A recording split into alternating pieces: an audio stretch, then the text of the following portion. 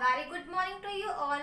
Students, today we will continue the exercises of chapter number 8 food. Clear?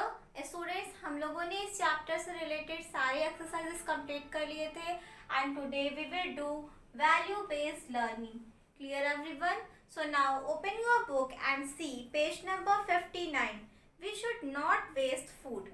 बच्चों, हमें food को waste यानी कि बर्बाद नहीं करना चाहिए. How can we avoid wastage of food. बच्चों, हम किस तरह से भोजन को बर्बाद होने से बचा सकते हैं. डिस्कस. आपको ये डिस्कस करना है कि हम किस तरह से भोजन को बर्बाद होने से बचा सकते हैं. Clear? So it's answer is we should take small quantity of food in our plate while eating. बच्चों, हमें खाते समय भोजन की थोड़ी मात्रा अपनी प्लेट में लेनी चाहिए. To avoid wastage of food. भोजन को बर्बाद होने से बचाने के लिए. Clear students? Now read it. Now let's read it again. That we should take small quantity of food in our plate while eating. हमें खाते समय अपने प्लेट में भोजन की थोड़ी मात्रा लेनी चाहिए. To avoid wastage of food. भोजन को बर्बाद होने से बचाने के लिए. Clear everyone? Students, now we have finished this chapter. बच्चों, अब हम लोगों ने इस चैप्टर को फिनिश कर लिया है. Today we will also start our new chapter. Our new chapter name is chapter 17 our universe. Clear? So now let's start.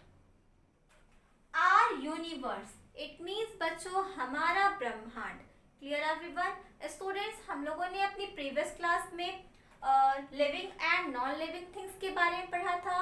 Now tell me that sun, moon and stars are living और non living. Yes, they are non living. Clear everyone? बच्चों, ये सभी natural non living things हैं. Okay?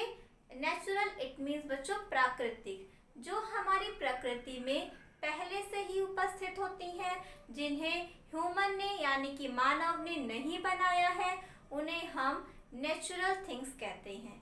Clear everyone? तो बच्चों, ये चीजें natural, ये सन, मून एंड स्टार्स, ये नेचुरल नॉन लिविंग थिंग्स हैं. Clear everyone? Students, our universe consist of the sun, the moon, the stars, The earth and planets. बच्चों, हमारे ब्रह्मांड में सन, मून, स्टार्स, अर्थ और प्लैनेट्स यानी कि ग्रह, ये सभी शामिल हैं. Clear everyone? Students, in this chapter we will read about the heavenly body. बच्चों, इन्हें हम हेवनली बॉडीज भी कहते हैं. Clear? So in this chapter we will read about the heavenly body like the sun, moon and the stars. Clear everyone? So now open your book and see page number 118. First we will read about stars.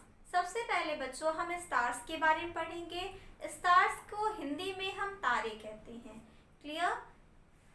The stars is a giant mass of very hot glowing gas. तारा बहुत गर्म चमकने वाली gas का विशाल द्रव्यमान है. Clear? Stars produce their own light and energy. बच्चों, stars के पास अपनी खुद की लाइट और एनर्जी होती है. ठीक है? There are so many stars in the sky that it is impossible for us to count them. बच्चों, स्काई में बहुत सारे स्टार्स हैं जो हमारे लिए काउंट करना यानी कि हमारे लिए गिनना इम्पॉसिबल है. Clear everyone? बच्चों, आप लोगों ने देखा होगा कभी भी स्काई में कि there are so many stars in the sky. Sky में बहुत सारे स्टार्स उपस्थित होते हैं जिन्हें काउंट करना इम्पॉसिबल है. Clear? New stars are born all the time. समय समय पर नए तारों का जन्म होता है. As stars age they die. और बच्चों, जैसे ही उनकी एज समाप्त हो जाती है वे खत्म हो जाते अर्थ। बच्चों सन एक स्टार है जो हमारी अर्थ के सबसे नजदीक है। क्लियर बच्चों, अगर मैं आपसे क्वेश्चन करूं that what is sun, sun क्या है, तो आप क्या आंसर करोगे? That the sun is a star. Sun एक स्टार यानी कि तारा है। Clear? Our next topic is the sun. The sun is a great ball of fire. बच्चों सन आग का गोला है। It is the biggest and brightest body in our solar system. बच्चों हमारे सौर ऊर्जा में ये सबसे बड़ा और चमकीला पदार्थ है या चमकीला शरीर है। Clear? It looks small because it is very far away from the earth. बच्चों ये हमें हमारे अर्थ से बहुत ही छोटा दिखाई देता है। क्यों? क्योंकि ये हमारे अर्थ से बहुत ही दूर उपस्थित है। That's why it looks small from the earth.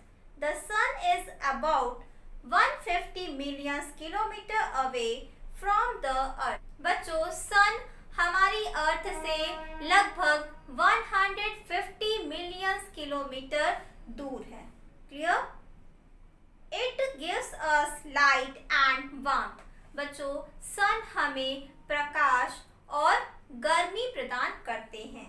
The sun rises in the east and sets in the west. Clear? In which direction the sun rises? Yes, the sun rises in the east direction. Sun हमेशा पूरब दिशा से ही उगता है and sets in the west direction और हमेशा पश्चिम दिशा में डूबता है। Clear everyone? Students, that's all for today. Now it's time to do the homework. Your homework is that underline the hard word of page number 118. बच्चों आपको page number 18 जो अभी मैंने आपको एक्सप्लेन किया है इसके हार्ड वर्ड अंडरलाइन करने हैं और इसकी मीनिंग आपको अपनी बुक में ही पेंसिल से राइट करना है। Clear everyone? This is your homework and there is no class work for today. बच्चों आज के लिए आपका कोई भी क्लास वर्क नहीं है। जो आपका प्रीवियस का चैप्टर है चैप्टर नंबर 8 फूड, ये चैप्टर आपका फिनिश हो गया है तो आप सिर्फ चैप्टर नंबर 8 ही कंप्लीट करोगे। क्लियर? आपका इस चैप्टर से रिलेटेड कोई भी क्लास वर्क नहीं है। Okay, that's all.